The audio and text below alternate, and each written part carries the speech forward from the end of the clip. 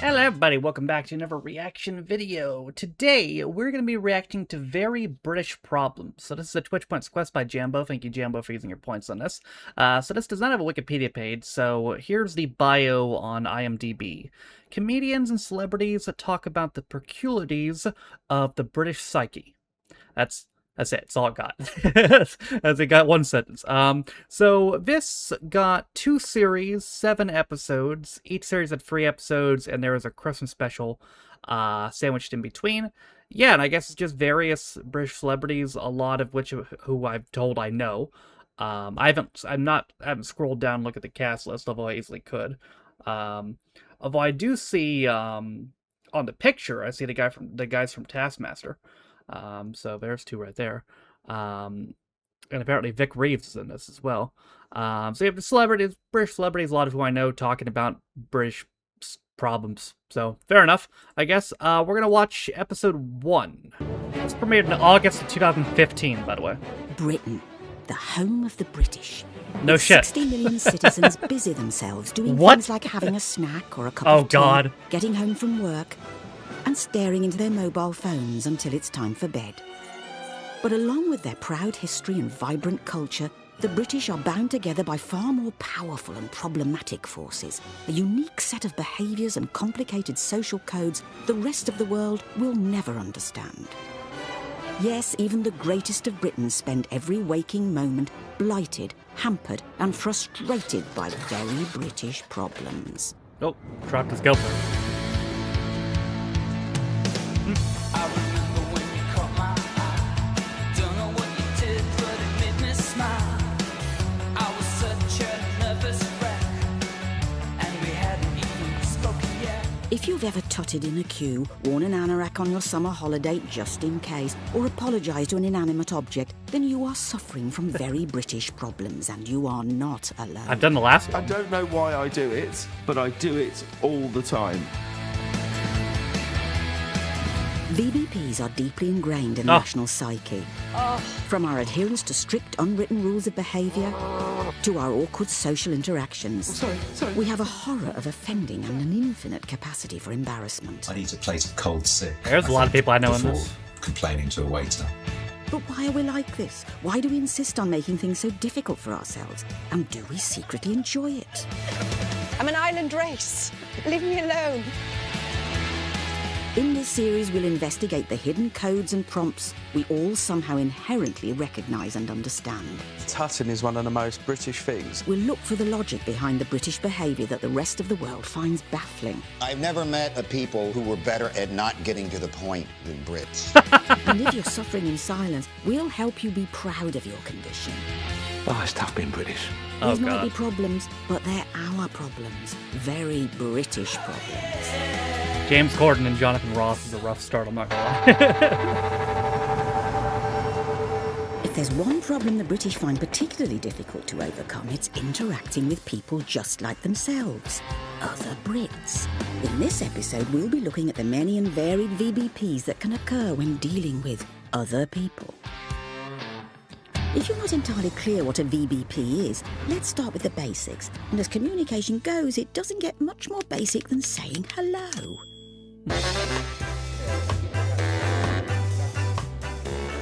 Brits can't greet each other. We're terrible, we're awkward, we're clumsy, we're rubbish at greeting. Back in the day, it used to be simple. You just greeted everyone, friends, acquaintances, your wife, with a good old-fashioned British handshake. On entering the office, watch his hand. Handshaking is not so common as in other countries. If he does offer his hand, shake it firmly. Good morning. I hope you've had a good journey. If you shake someone's hand in the wrong way at a meeting, it's a make or break situation. If you don't shake someone's hand firmly enough, if you don't basically almost break one of their fingers, you may as well walk out of that meeting. Can't go limp. Then you how long do I shake the hand for? Human beings have been greeting each other with a handshake for more than 2,500 years. The rules are well established and pretty straightforward, yet somehow we're still not that good at it. I'm very self-conscious about the fact I've got tiny hands. But I'm really paranoid when I meet, blokes with hands like shovels. I almost think they're going to take my hand and kiss it.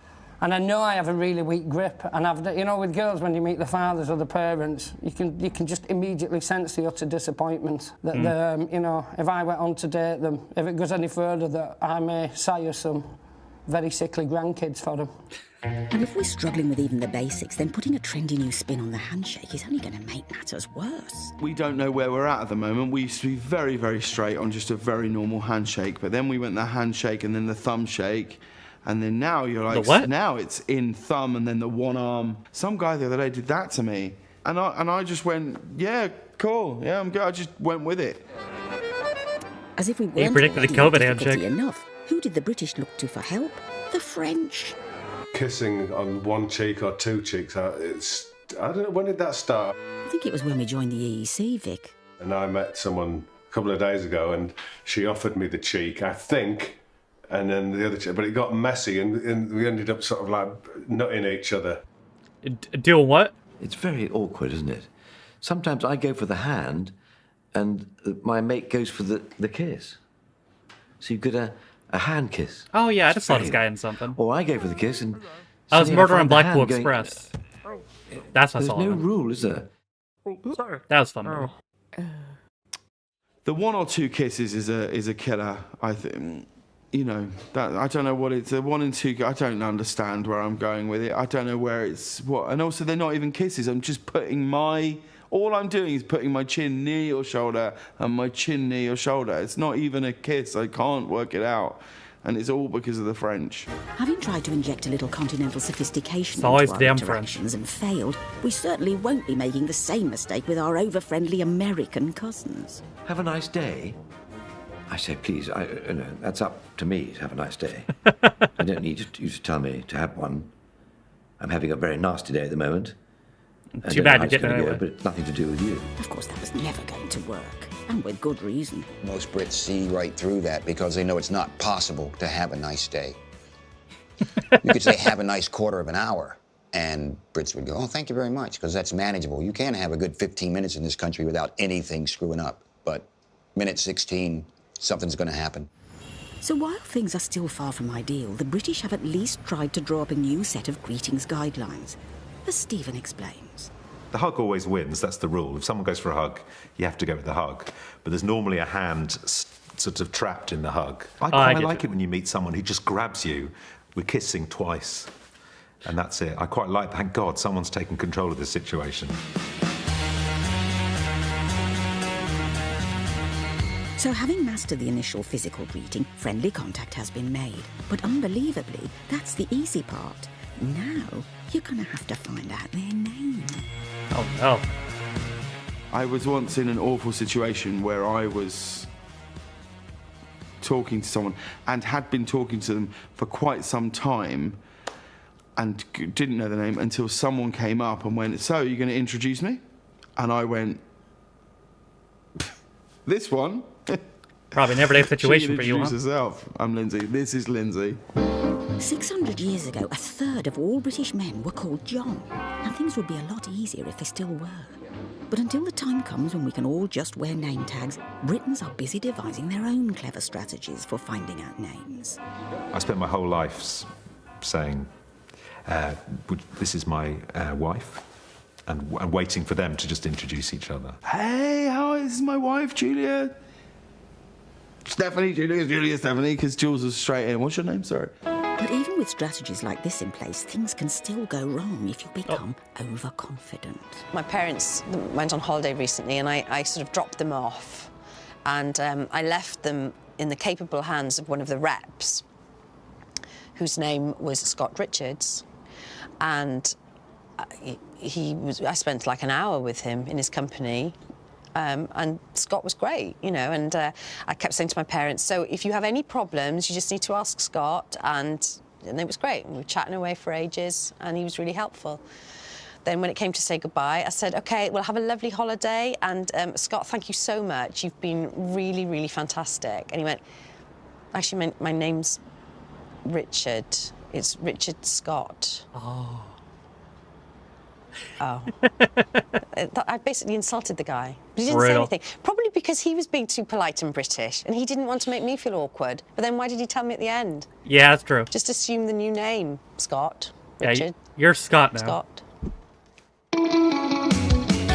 If you have ended up embroiled in a conversation where you don't know the name of the person you're speaking to, there's a strictly limited window of opportunity in which this can easily be resolved, after which, as any self-conscious Brit will tell you, the name must remain forever a mystery. Oh, but no, you can do sorry, what was your name within the first 90 seconds, 2 minutes tops.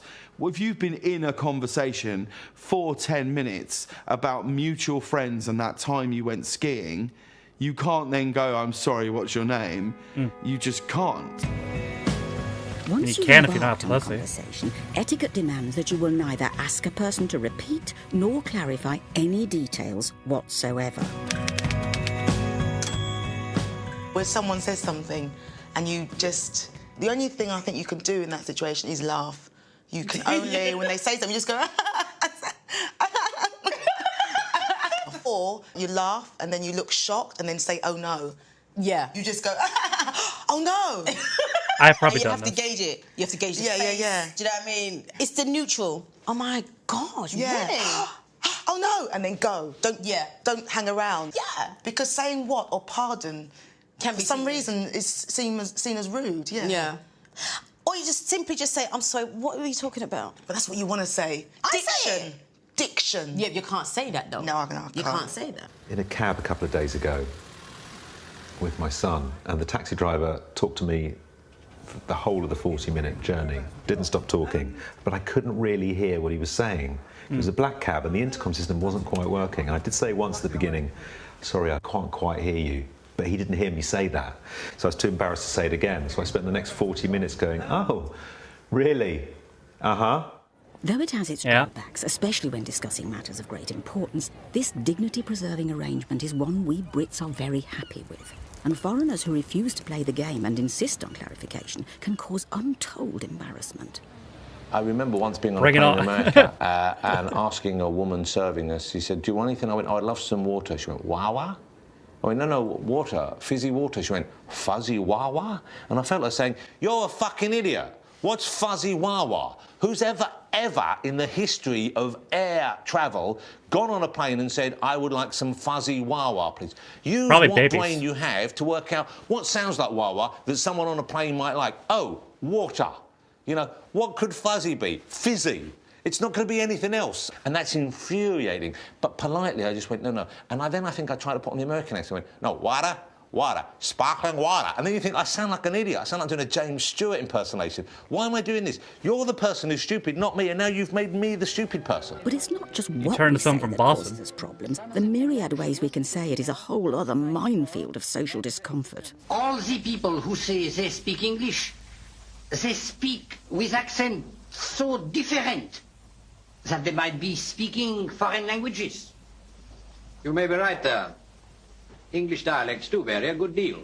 Everyone changes their accent. I thought I was going to say, I don't depending on understand their what you're saying. You know, when you see a workman come over, all right, mate, yeah, come here to do the tiling. I don't know if anyone's immune to that syndrome, the changing accent syndrome.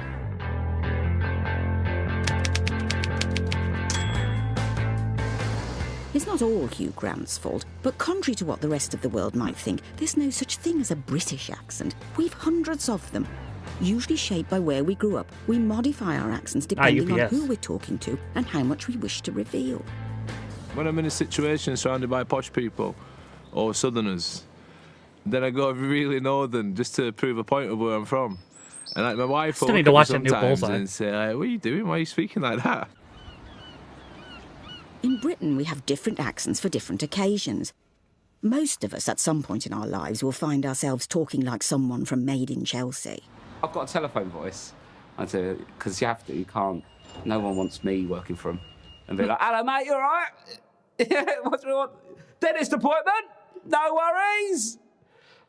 Yeah, so it's, oh, hello there. You have to have a phone voice. Yeah. Hi, Tammy, it's Jocelyn here. Hi, Tam. Oh, my mum has that. Yeah. When it's like somebody else rings the house. Oh, hello. Yes. No, he's not in at the moment.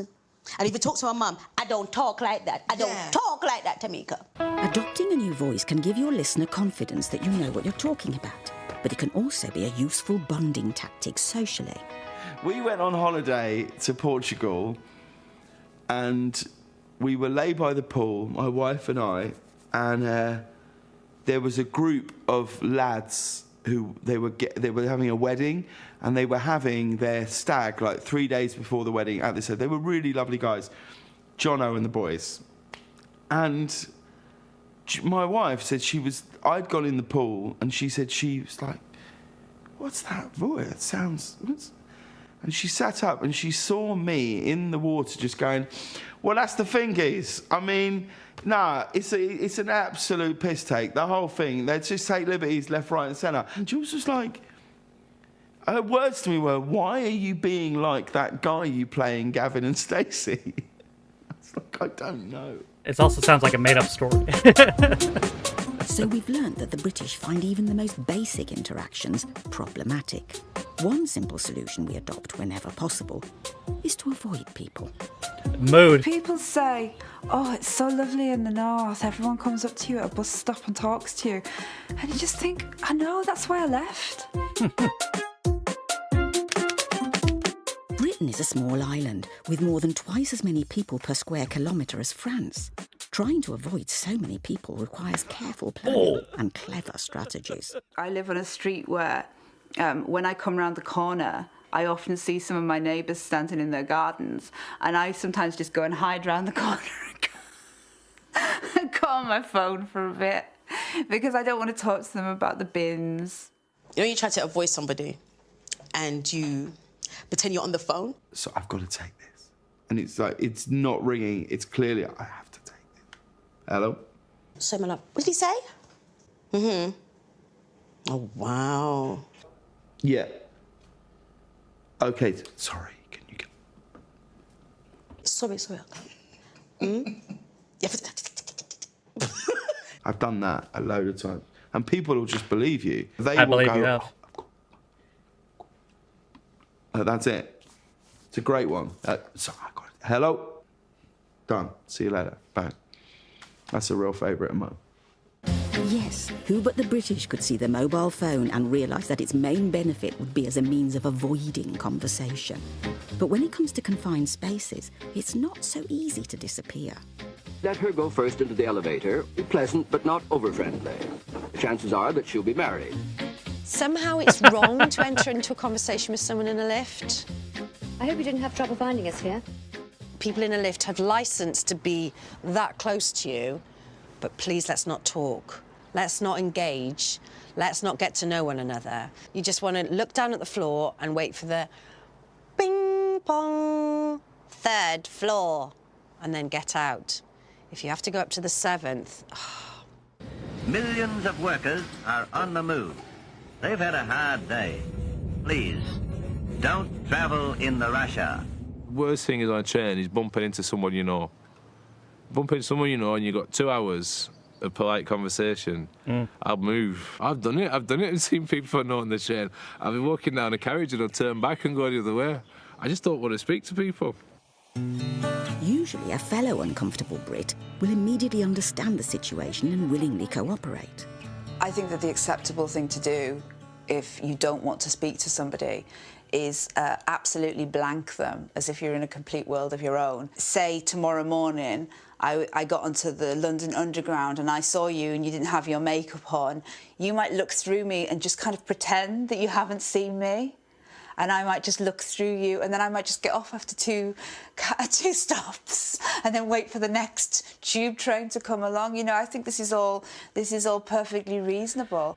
I don't know about all that. Friendships have been forged out of the mutual understanding that not seeing each other is actually a bonus. I think you might just have Am issues. I weird?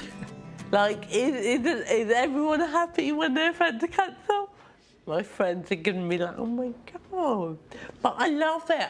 I love my best friends are the ones who cancel a lot. Is that like the perfect friendship? You never see them, but you try and see them. They're just brilliant. Skilled as we Brits are at avoiding people, there I are don't know about that either. situations where a conversation of some kind is going to happen, whether you want it to or not. And that means two of the most dreaded words in the English language. While the rest of the world delights in going about its daily business in effortless chit-chat, for the British, small talk is a big problem. Sometimes you do go to a dinner party and you sit next to two strangers either side of you, and that can be hard work. The boredom of it.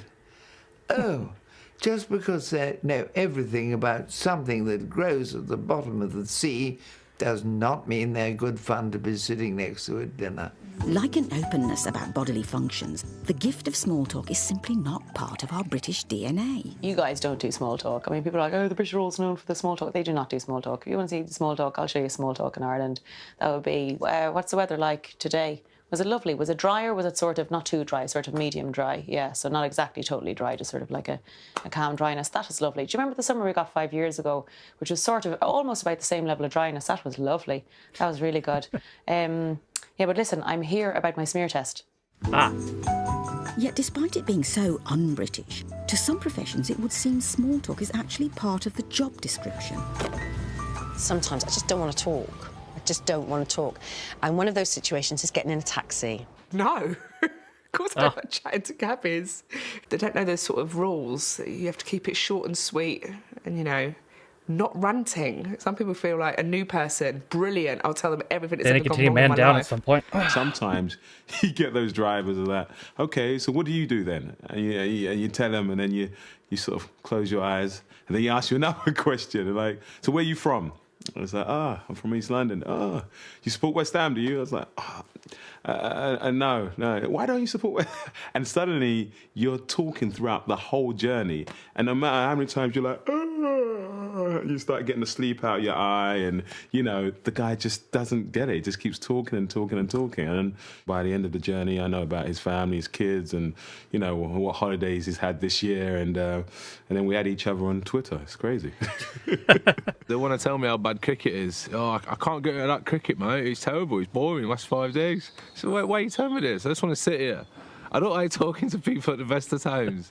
The last thing we Brits ever want to appear is deliberately rude. So when hailing a cab, it's wise to prepare a few small talk avoidance tactics in advance. I have this trick. It only works if you're travelling with somebody else. But what you do, there's a time limit, right? So you get in the taxi with your companion. You have to start talking straight away to them. If you leave a soupçon of a gap, the taxi driver will start the conversation. Once he's started that conversation, you're in for the whole journey. Sometimes I pretend I'm asleep. I've got some, because basically, if I'm getting a cab and I'm knackered, sometimes I've got a big pair of headphones and I'll just stick them on. And then just like, it's obvious that I'm listening to music or going to sleep. But if it's late at night, you don't want to chat, do you?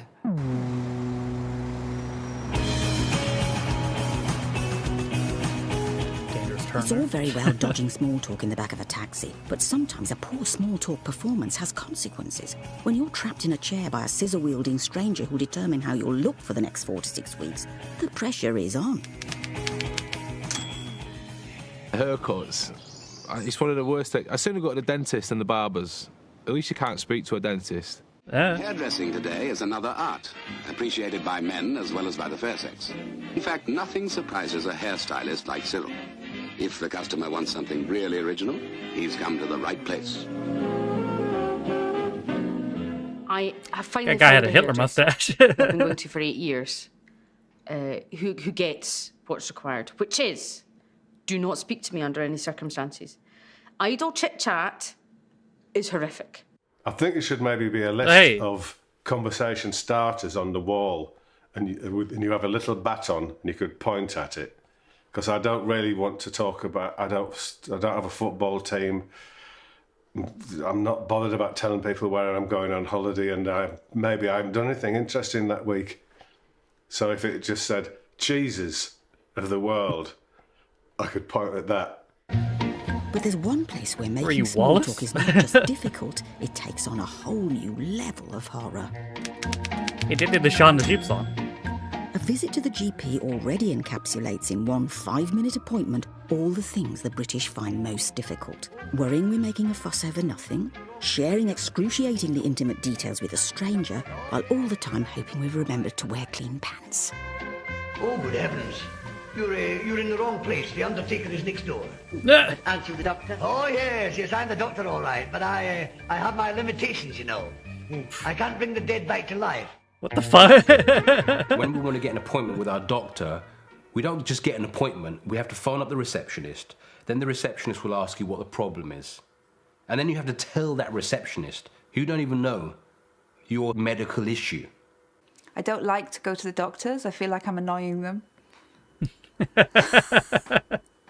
I just think, oh, they could probably have spent that 7 minutes. I bet she loved COVID. Looking after somebody that was actually ill. So she probably I had a great eventually time. present with the most ridiculous kind of symptoms, you know. I'll kind of say, this has been bleeding for 42 days. Is this meant to be black? Making small talk in any circumstances is awkward enough for the Brits, let alone when we're already in an uncomfortably embarrassing position. I hate it when you go for like an embarrassing test, like a smear test, and they try to chat to you. It's like, don't talk to me, don't look at me. I don't want to. I want to pretend this never ever happened. I've been at the gynaecologist. I've been in this position. And then she recognised me from this position, Tam. From that. Yeah. And she kept asking me about my work while I was laying there like this. And I just couldn't speak to her. And you don't feel relaxed. Are they thinking that, OK, you're going to feel relaxed if I talk about your... In that position, you can't feel relaxed? I just did this. Yeah. I just did everything she said. Yeah. Yeah, legs spread, that's kind of crazy. There's no eye contact, you can't. It's horrible. It's horrible. Well, I haven't been back. Which I don't think is good for my health. Men of my age go to the doctor to have a prostate test. And what that involves is you lying down on a bed and having the doctor put his finger up your arse. So I'd be quite happy with that if the doctor was quiet and just got on with his business, but he said to me he wanted to involve me in a conversation. So I laid down, trousers down, and I felt the finger up the arse. And as he did it, he said, "So, you got a busy day today?" I'm going, and I went along with it. I said, "I'm going for a casting this afternoon, but how kind of you to inquire." So far, we've learned that the socially awkward Brits suffer from a variety of very British problems. VBPs, concerning all aspects of talking to or being in the vicinity of other people. Our climate keeps us enclosed indoors, so we value our personal space. And nowhere is our personal space more encroached upon Shows a bunch of than people on walking public around. transport. You've made yourself really small, and you get that person that just sits right on you. Do you know what I mean? When you're like, why are you so close to me? And you look around, and there's a lot of people in the same position, but no one's actually like, excuse me, you've still got a whole piece of seat that you could have. Could you move up? No one does it. And it's not just physical contact. Even eye contact is to be avoided. When you're on public transport, it's such a confined space that you're going to be making eye contact with someone, so you've got to just look around the person, and then you just look like a bit of a nutcase doing this with your eyes, just looking around everywhere. And then when someone's dazed or half asleep in the morning, they're just kind of gazing at you, and then you look away, look back, and they're still looking at you. You think, I'm going to get killed when I get off this tube. I'm going to get followed to the woods. Why is this guy staring at me? To more outgoing nations, a bus or train journey is the perfect opportunity to strike up a conversation and turn a stranger into a friend. Visitors to Britain tend not to realise this is not the case here, and their well-intentioned attempts to chat simply make us anxious. It's not appropriate to start a conversation on public transport in England. You're on the train or the bus or the tube, and there's complete silence. If you spark up a conversation with someone, people look at you like you've lost the plot. It's like, who's this guy talking to me? If someone sits down beside you on the bus and tries to speak, there's a small chance they might start masturbating. The best way to ensure your train journey is not made a living hell by having to touch, see or talk to anyone is to secure the perfect seat. And for that, you need to move quickly, confidently, and ideally with some sort of prop that suggests purpose. When people are on trains and they've got a bag on a seat, I think that's unforgivable. That's me. Oh, I don't want you sat there. I always look for a table of 4, and then I just spread everything everywhere. I'll take a big jacket I don't need on purpose, so I'll put that on one seat. I'll take a bag and put it on another seat. Then on the one next to me, I'll just be like lounging all over it, because I don't want anybody sitting with me. It's kind of a dick move, I'm not gonna lie. Seats can be reserved. A very British solution to getting a good seat is to reserve one. But an allocated seat can also mean an allocated person to confront. If I get on a train and someone has taken my reserved seat, rather than confront them, I would actually rather just stand for the journey. Of course, we're furious. But unlike our more passionate continental neighbours, Brit rage must remain at all times internal. Yeah, so you do that in New York, you're getting your shit kicked in. Like, it was packed, and we had 2 reserved seats, me and my mate, and we got to the reserved seats, and it was that or stand up, and there was an 80-year-old couple sat in our reserved seats, and we didn't say anything. Would you have said anything? I thought I was too polite to say anything. Yeah, that's rough. Then he clocked what had happened, and then at one point he just took out a tenner and tried to give it to us. I'd have taken the tenner. Would you? I'd have taken the seat. Like, would you? The thing is that I'd have played the disability card and said, look, mate, I mean, it's 50-50 on this one, isn't it? In certain circumstances, Brits will overlook a case of blatant seat theft with no qualms whatsoever. This occurs when the instinct for self-preservation takes our fear of confrontation to new heights. Once I was coming back from Edinburgh to London, and there was 3 lads about my age and a pit bull and a bucket of KFC, and I was like, just let them have it. Yeah. Do you know what I mean? Thought I'd just leave that, just move on. Yeah, fair enough. The most sought-after seats are tucked away in the haven of the quiet coach. Most Brits treat the quiet coach with the reverence it deserves, like a favourite church or the best loo at home. But not all of them. One thing that really gets on my nerves is when I'm sat on a quiet coach or a train and someone is making a lot of noise. The rules of the quiet coach are simple. It does what it says on the coach. Yet the tranquility of this very British idyll is routinely broken by one type of passenger in particular. I never use my phone on a train. I just can't do it. I've kind of pinned it down to the people who do have loud conversations on the mobiles, and this kind of middle management people. You don't get poor people bellowing down the phone so much, and you don't get rich, but it's that kind of middle. It's people who are new to business who said, I can put that patio in and I'll have it done by the end of the week. And they might as well just stand up in the train and say, everybody, I lay patios, if you didn't know already.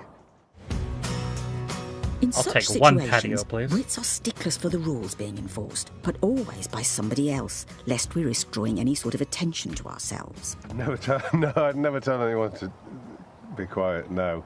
I never say anything because I'm always too British and too polite to say anything. So if anything, I'll just kind of tap or I'll take out my phone and I'll tweet to vent my anger so that everyone knows who follows me on Twitter that I'm angry. But also everyone knows that I'm not man enough to say anything.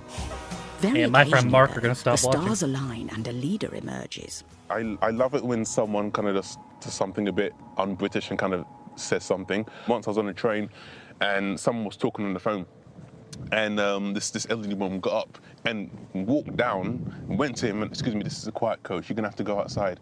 And he went, and I wanted to high-five that old woman. She was brilliant. I was like, yes, someone has finally spoken up. I didn't say anything too else because I was British, so I just went. And that was it.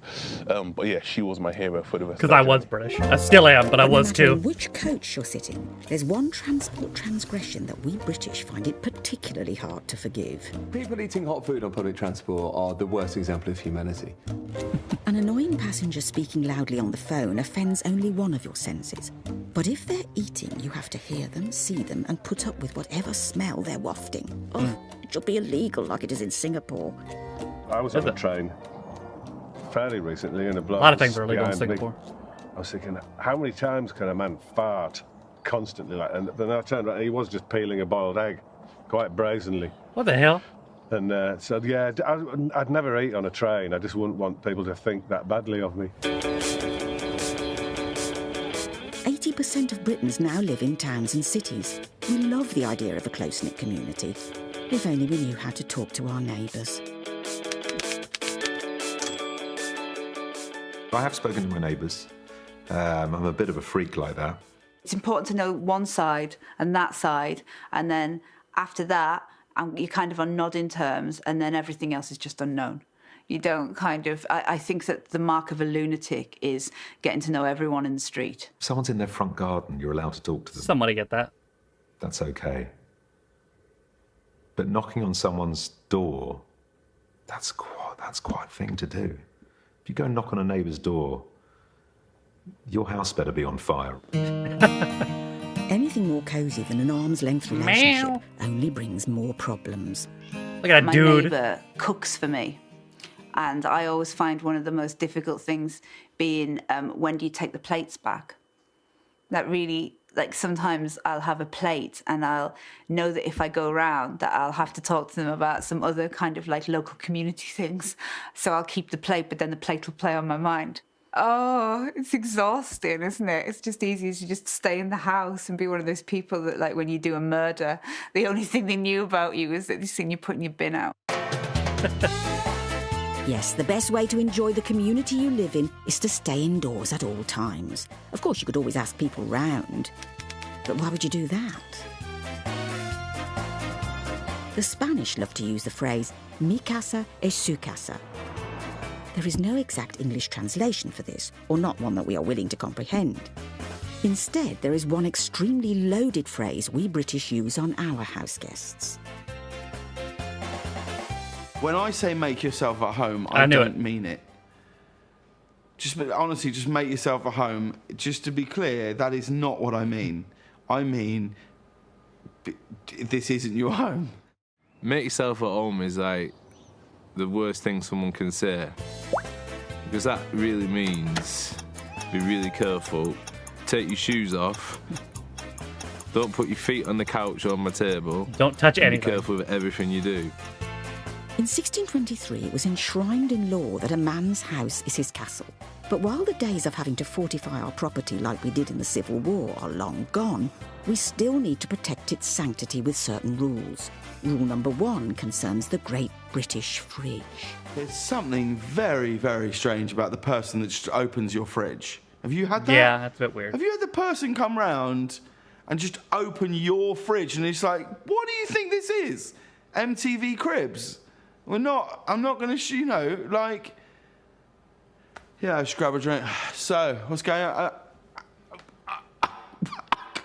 You can't take a drink from my fridge. You've got to ask me, and then I will say the phrase, help yourself. And you will then say, no, I can't. And I'll go, sure. And by that point, we're fine, because I know that you're legit and okay. The person who just... Yeah, so what's been going on? I mean, the other day I was like, whoa, that's my fridge, that's my juice. Put it back and leave. Never see me again. That's it. Gone. I agree. Can't touch the juice. Finished. Rule number 2 of British hospitality is about respecting the TV. One of my wife's friends and her fellow had come over to stay, and like he was eating all the breakfast stuff, and it really annoyed me. And he had cricket on my telly, and I felt like going, 1, put that breakfast away. 2, get that crap off of my TV. This is a Sky Sports News house in the mornings. Lindsay should have told you this already. I feel that there's been. I think you need to. You didn't say anything? No, I just had to sit there and watch him eat all my bacon and stuff like that, and then watch like some of the first test or whatever it was. Sounds brilliant. Oh, it's horrendous. But the most important rule to remember if you've been granted entry to a British home is to leave promptly. House guests who outstay their welcome can put a British host in a very awkward situation. I don't mind someone coming over for 1 night. 2 nights, you're pushing it. 3, you've got no chance. It's just... it's people in your house. You go everywhere and you see people.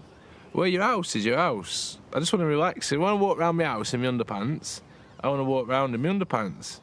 I don't need the pressure of having people around to see that, or worry about talking to people in my house, or keeping a conversation, or sat there and you've got something on telly and you've got to consider what other people want to watch. If I want to watch Storage Wars or something, I can watch that. How do you get rid of people? Because you can't just go, actually, can you all leave now? If it was acceptable to say we'd love to have you round for dinner, but at 10:30, regardless of where we are in the meal, you are going to say, well, we should be heading off. After the cup final, my mate was there. He was at my house until, like, 8 o'clock the next day. And it's like, fair enough, you're hungover, but you've been at my house all day. Yeah, I think it's your kind of... You get up when you stay at someone's house. Pleasantries. Piss off. Yeah, pleasantries. Let's quickly recall some of the funnier moments from last night. Yeah, let's have a cup of tea. Yeah. Watch Sunday Brunch and talk about why we don't like Tim Lovejoy, and then we can all leave. If guests fail to observe the unspoken checkout time of as soon as possible, the Brits are once again forced to use codes and hints in a bid to dislodge invaders with the minimum of social awkwardness. I would probably say something like, listen, oh, I've had such a lovely evening, but I'm going to have to go to bed. Around about 11-ish, I'll start saying, if it's the winter, I'll start saying, oh, the central heating will be turning itself off quite shortly. In extreme circumstances, braver, more exasperated Brits will confront malingers head-on. But this is very much a last resort. I have known my father to say, John, I'm very tired now, I'm going to bed. I think you should leave. I go, it's 11:15. I could blow a whistle, I suppose. That would be useful. That's not a bad idea. If you decide to throw caution to the wind and go round to someone else's house, British politeness means you must, of course, offer to help.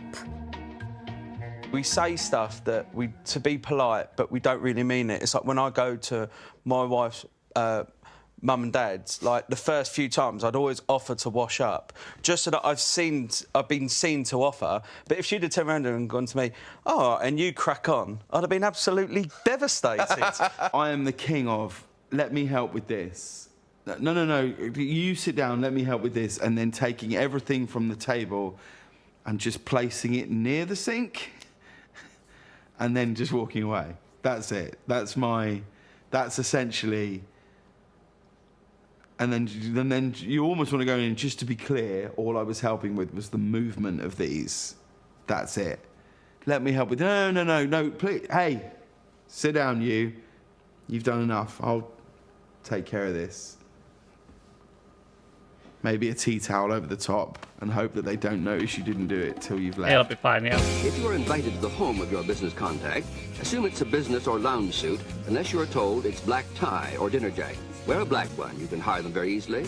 If you've been so helpful that your host has offered you a bed for the night, beware. I hate it when they claim they've got a bed and then it's an air bed or something like that. Yeah. That's totally unacceptable.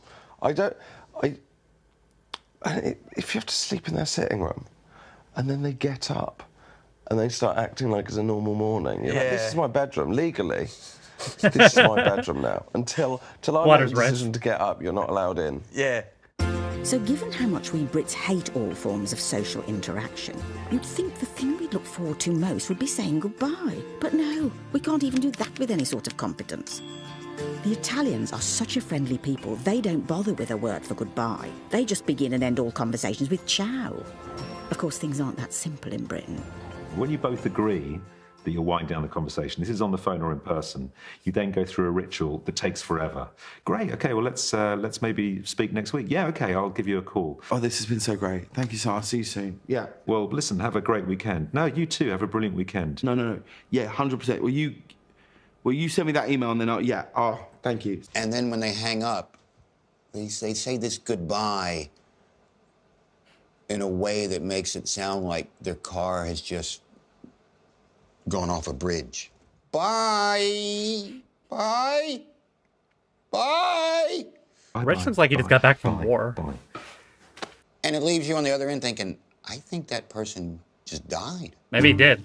The trick to saying an effective goodbye is to plan an escape route and stick to it. Otherwise, you could find yourself having to carry on the conversation on the move. What's weird about goodbyes is when, say like if you're leaving like a bar or something, and you say goodbye, and then they walk in the same direction as you. So, what do you do? I've actually just walked away from my car, like two roads, 2 streets, because I'm like, well, we did it. We already did it. What are we going to do? Say, you know, bye again, and then realise, oh, I'm parked right next to you, and, you know. I have done in the past where I've just waited about 10, 15 seconds for them to leave and then walked behind them like a weird stalker. Just because you've said goodbye doesn't mean it is goodbye. At best, it's the beginning of the end. I left my in-laws' house the other day. We said goodbye in the house. That took about 20 minutes. And then we all got outside. We said goodbye again. Then we got in the car. We wound down the windows. We said goodbye again. And then as we drove away, we had to slow down, wave, honk the horn, and shout goodbye again. I must have said goodbye to them about 78 times. I'm seeing them again on Tuesday. Good luck, man. So what have we learnt about the basics of very British problems?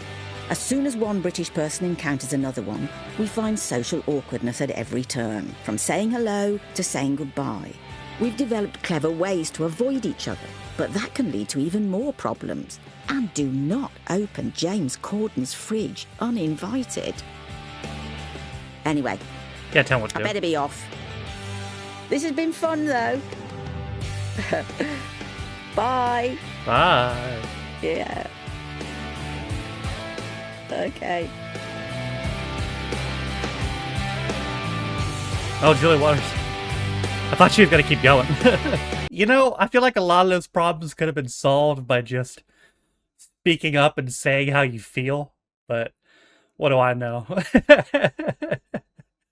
What do I know? Yeah, that one about the reserved seats. I don't even know if they have reserved seats in New York, but I'll tell you what, if that was a thing in New York and you took someone's reserved seats, they're beating the shit out of you. Like, they're gonna be like, "Oh, let them have it." No, you're getting your ass kicked. You're getting your ass kicked, brother. Maybe not if it's an 80-year-old person, but if you're just some dude, yeah, it's over for you. It's way over for you, bro. That was an interesting watch. Is it something I'd watch again? Probably not. If I'm being brutally honest, probably not. But it was interesting nonetheless. Jonathan Ross was only in there for one segment, so that's good. Jonathan Ross just annoys the shit out of me, man. I gotta be honest. Like, it's just, he just doesn't do it for me. He just annoys the ever-loving shit out of me. I do have a lot of Corden in that, though. Yeah, that is it for Very British Problems. Thank you, Jambo, for using your points on that. I appreciate it. Thank you guys for watching. If you liked the video, be sure to leave it a like. If you didn't like it, don't.